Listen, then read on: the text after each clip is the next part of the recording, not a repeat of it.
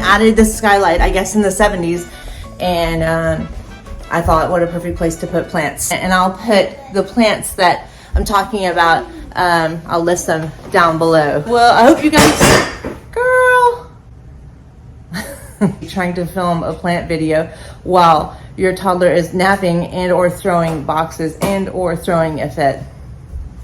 I'm sure I'm not the only one. My name's Holly. Hello, so today I'm going to show you guys the plants that I have growing underneath the skylight in our house. The lighting is stellar. I'd say far superior to other skylights that I've actually never had in the house that I lived in. Anyway, I really like the skylight. I dare say it was the selling point of the house, even though the house is lovely, but the skylight is... Guys, like, look at that. It'd be known that I've done like 5 takes of this intro video and trying to cut out screams, cries, tantrums, just general toddler chit chat. Anyway, I'm just gonna accept it. Uh-oh, we don't even know what happened. So without further ado, welcome to my hallway skylight situation.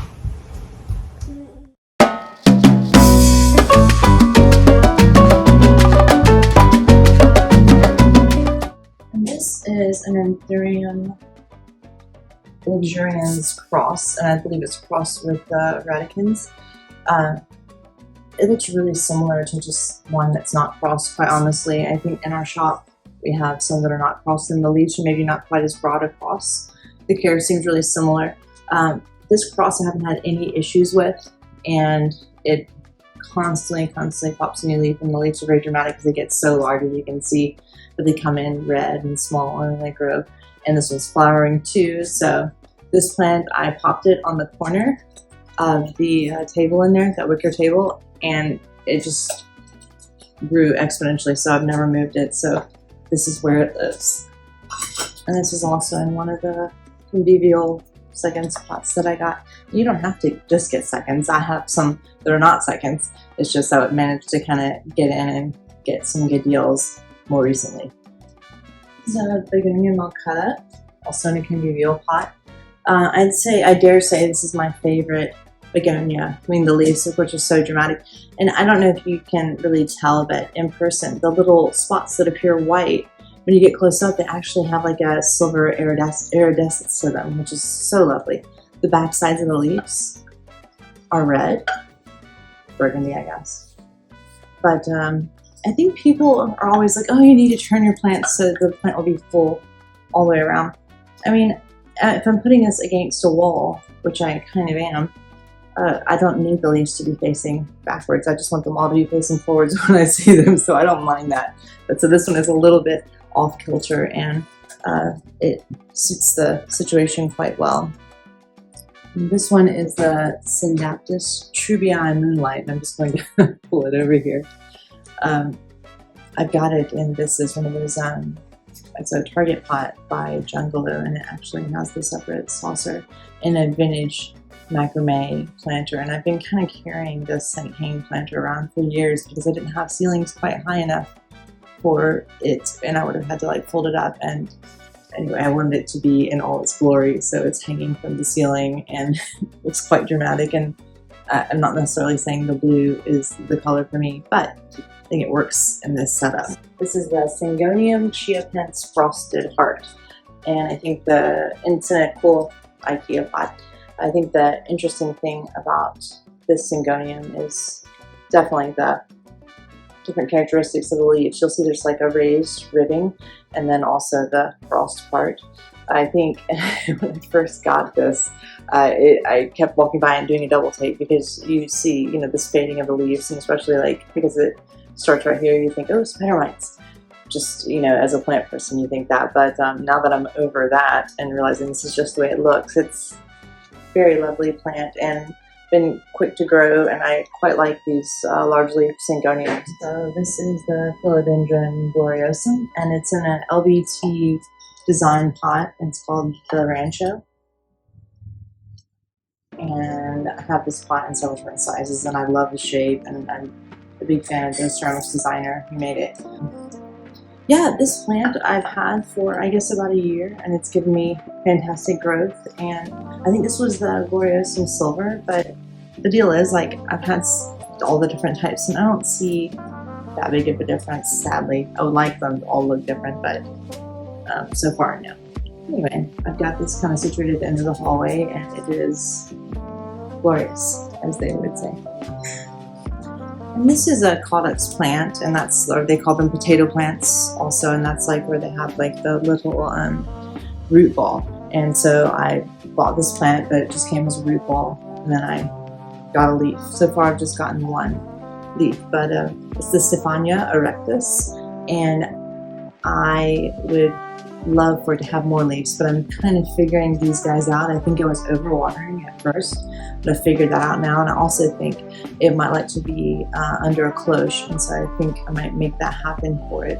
But I have this little pot is perfect for this particular type of plant because you don't want to have the Caudix there, the root ball, covered. You want to leave it halfway uncovered.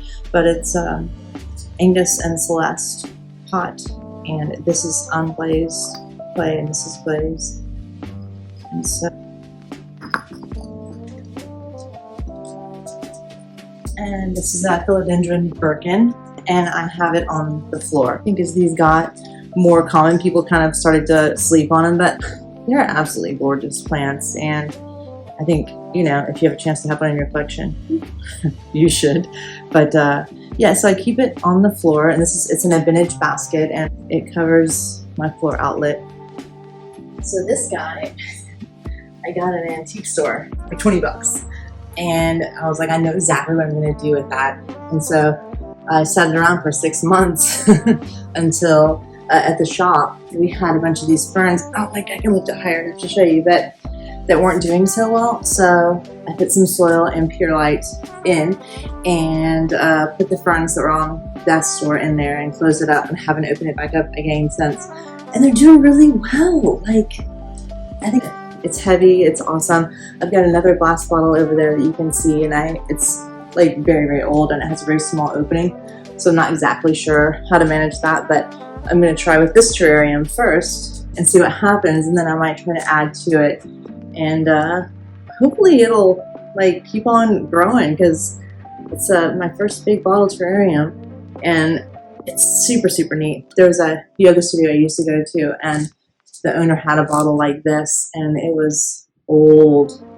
She said she had it like 5 years, and it was totally overgrown inside and like its own little world. So that is my hope for this. Now this is a Philodendron Bettiere, and I don't know if you can see the whole thing if I step even closer. I noticed, an exponential amount of growth. This leaf, oh my gosh, so gorgeous. This plant's been really, really easy to take care of, and it's really just interesting, and the leaves are just so dramatic. I haven't gotten that many new leaves, but when they do come in, they're really lovely and exciting, and so yeah, I was thrilled to be able to find this. And it's in a convivial pot, and it's one of their seconds, and I don't know if you can see it there, but it's got like a little crack in the inside of the glaze. It does not bother me one iota. And this one is a Hoya Cresta, and what's super cool about it, I don't know if you can see it, they have fuzzy leaves. And this one's one of the white flower ones, but they also, I think, have ones that have pink flowers. And so this is one of the Hoyas that you buy. Maybe you buy all Hoyas for this, because the flowers look to be maybe one of the most beautiful Hoya flowers I've seen. So hoping for the best. I didn't really have much growth. I had it on the Hoya shelf in our living room, and nothing. But I moved it under the Skylight, and now I've got this new leaf, and I've got 2 new baby leaves. So I'm going to set it on the corner of the table and let it live its life, let it live its best life, and hope for more leaves. This is the Philodendron atabapoense, and this is a new plant for me. It stuck out to me at the shop because I think the green is it's not as silvery as, say, like a silver sword, but it's an interesting kind of muted green, but it has the same, I don't know, the way it reflects light is kind of similar to a silver sword, but the back sides of the leaves are this beautiful burgundy color, and I find it quite interesting. seems to be a slow grower thus far, so we will see. Like I say, I haven't had it that long. And it's in a Kenso design pot, and if you're familiar with like melamine, like old like 70s plasticware, it's a similar like texture and weight to that. This one is recycled though, and it came with this like very tall pole. I'm not sure why, but hopefully it's going to make use of it. This one is the Scindapsus Silver Lady, and it's in a convivial pot. And the reason why I have so many convivial pots, you'll see, is that they had like this really fantastic second sale several months ago, and I have like ones I've been kind of eyeing, and so when I found out about the sale, I was able to kind of scoop them up at a really fantastic price. So most of those are going to be under the Skylight, because when I got them in, I was redoing the Skylight plants. So this one got lucky, but I quite like this. It's sort of rare Scindapsus, and not growing super fast, but interesting with the silver and everything on it. Very cute plant. This is my kid's Venus flytrap. I'm not actually sure how it got over there, but anyway, it has appeared. We've been through several Venus flytraps, and you know, whenever we would see in the store, the kids would want them, and then a couple months later they would croak. Now, I thought it was a humidity issue, but I was incorrect. It's really an issue with like that this is a plant that wants to be in a bog, so you create a boggy environment. So this is like a yogurt cup, and or it is not like it. This is a yogurt cup, and so we keep the yogurt cup filled with water, and the plant is doing quite well. And so that's the trick, and we haven't had any deaths since we started just keeping them super wet. This is a jewel orchid. It's in that company I was just telling you about, Convivial. They had, maybe have, I don't know. They had a really fantastic selling candle and a candle line, and this was, they made their own candle holder. So I saved that and potted this little jewel orchid up in sphagnum moss, and then my friend gave me this little mushroom, so I have it sitting in there. It's very cute. But this plant is kind of interesting because when I first got it, it was like really big and luscious, and I moved and I left it outside accidentally because moving is crazy. I got fried in the sun and then it died a sap death. So I put its original big pot, you know, in the shed and brought it back out in the spring, and I noticed a little tiny baby of this plant. It was growing in the pot, so it had kind of made it through winter and was looking to be resurrected. So I took it and potted it up, and so far this is the size, and it's really just so lovely. And like I said, I'm not exactly sure which of the jewel orchids this is, but I think it's one of the more common ones. This is an Alocasia Black Velvet, and it is one of the only Alocasias that I have in my collection that does not get spider mites. So it's my favorite Alocasia in that case. Maybe it's because I've got this cool copper and crystal wire thing in there. Maybe that stops the spider mites. I don't know. But I just know that I just got like a Mickey Mouse Alocasia, and I have had it in the house for 2 weeks. Literally within 2 weeks it has spider mites. How did this happen? I don't know. So it's on the quarantine balcony. But anyway, this one is a star. I think the interesting thing about these black velvet Alocasias is they start off, let's say, like with 2 leaves. Then one dies and another one comes up. And so you'll only have 2 leaves for a second, then you'll get a third, and then you'll get a fourth, and as the plant ages. So it's kind of interesting, but lovely plant. And I think that the stems are really interesting too because they look almost glow in the dark. I think. But, beautiful velvet leaf Alocasia. And this is in a pot that I thrifted. If I see any kind of simple pots with saucers at the Goodwill or the flea market, the junk store, I grab them up because I know I'm always going to need them, and you know, things happen, things break, and you know, pots are expensive. So if you find one with a saucer, grab it. I think Philodendron Splendid, and it's in just a plain, like these are like marked made in Germany. These little clay pots. I think they're quite nice. They don't seem to be quite as absorbent as terracotta, and so they keep the plant a little bit more moist than a terracotta would, I would say. But I really like these plants because the leaves are really interesting in the fact that there's like several shades of green. When I first saw it, it looked like it had been sun stressed or something, like, you know, too close to a grow light. But that's just how these hybrids are. So they're interesting because they have a little bit of red on the back, And I find these get leggy really, really quick without the proper lighting. So I've got one that I've put in a cabinet, and I've got one that I put under the skylight, and I'm kind of trying to see which is better. And actually, so far, the Skylight is winning. But who? I mean, like, I've never had a Skylight before. So, and this is the Hoya Cresta, and I got it literally for this leaf. I thought, oh, Hoya that has that much white on it, that's what I want. And, you know, I haven't gotten that much variegation since, but it's still quite nice. This plant hasn't really done that much, but I'm hopeful that I'll get more leaves like this. But, you know, Hoya with white edges, I'm here for that. And this is a pink pot I got from someone off Facebook Marketplace. I bought like the rest of their pots, and that's also a really good spot to find like plant stuff, you know. This is the Philodendron Summer Glory, and I love the sheen. And mine isn't like the best example of this plant. I've seen some that are far more beautiful than mine. I'm not sure why mine have the curling leaves. I don't know, is it a shipping issue or something? I'm not sure. But I do know that they have this has the potential to be absolutely gorgeous, and I'm hopeful that mine will get gorgeous. But so far, it's a little stumpy, you know. But it looks cool, and it has a cool pot. And I got this at a plant store, and it was quite reasonably priced. It looks like artist pottery. I really like the tan and the khaki little spots on it. But yeah, excited to see what happens with this guy. So this is the Epiperium Gloriosum variegated, and the leaves they have a bit of a sheen on them, not as much as the non-variegated one, but they don't all seem to come in with that variegation. Certain ones do, but interesting enough, this is a rehab that I got from the shop. I think it got knocked down, and so it had some leaf damage, so I just decided to rehab it here under the skylight. But it's in a Kento pot, and I quite like it. It's my first one of this type, and you really don't see them around that often.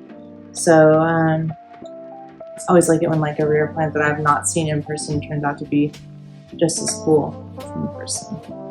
This is the Hoya Splash, and like anyone who's into Hoyas, I would say I love the splash on this. I love the leaf shape as well. It hasn't done anything. I haven't gotten any leaf or anything, but I've had a little growth here, so I'm hopeful. But still like a really cool looking plant, and it is in a Kento pot also. This is the Hoya Quintenaria.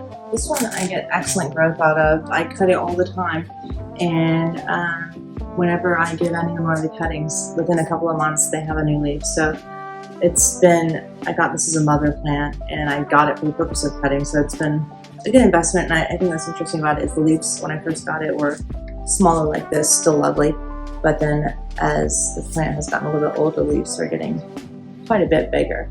And this plant goes so bananas, I really have to cut it, or it just kind of takes over, and then it'll be growing leaves in between all sorts of things, and like the clock arms and things. So yeah, cool plant in a berg pot.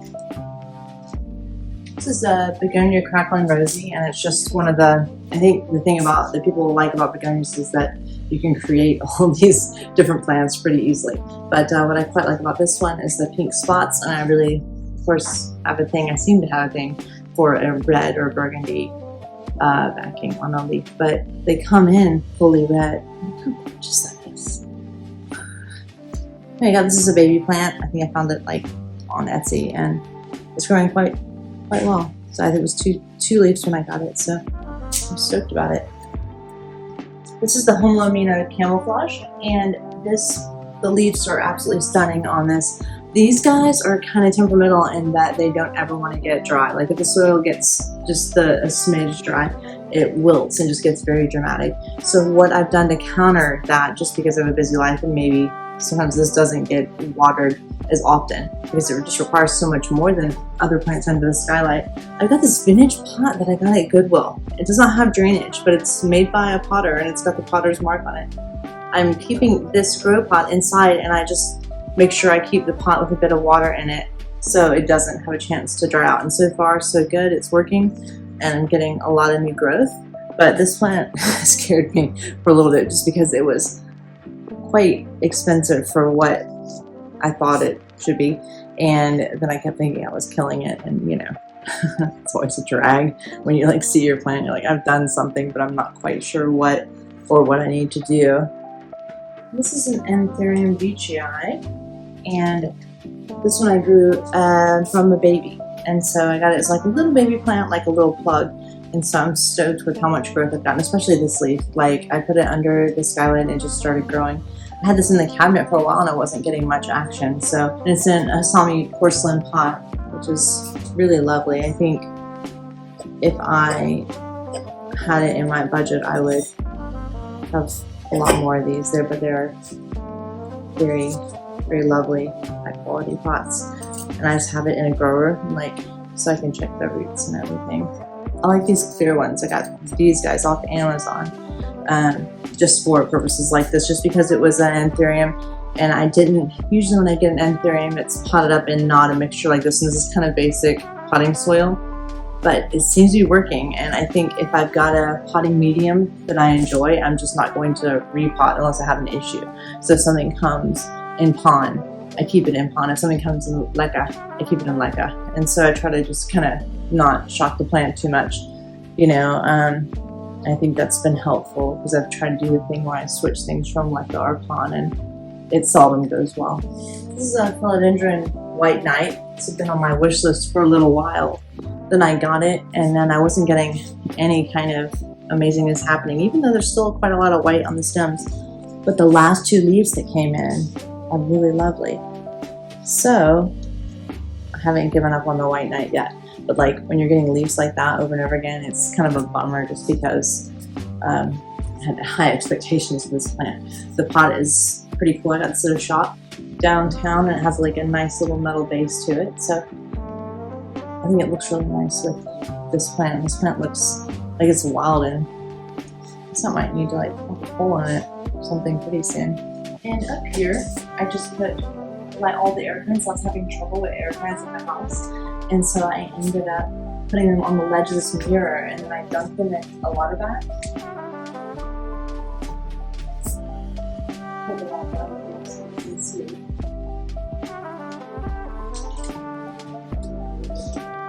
So I dumped them in a water bath for like 20 minutes once a week, and this one had some issues before, not gonna lie, but these guys are looking really good. So they like that bright and direct light, and this one was in flower when I bought it, and it was so gorgeous, and I would love for it to flower again, but it's got new growth, and so I just pop it on top of the mirror.